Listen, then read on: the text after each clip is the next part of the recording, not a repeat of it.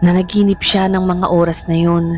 Isang naulit na pangyayari kung saan nakita niya ang matanda na nasa kabilang kalsada at ito nga ay nakatingin sa kanya. Ang pagkakaiba nga lang daw nito ay may nag-udyok sa kanyang kausapin at kumprontahin ito tungkol sa sinabi nitong babala sa kanya. Para mapanatag daw ang kanyang sarili ay nilapitan daw niya ito para malinawan. Habang papalapit daw siya sa matanda ay hindi daw niya maiwasan na sumakit ang kanyang tiyan. Ngunit ipinagpatuloy niya ang paglapit rito kahit parang slow-mo at napakabagal ng kilos niya.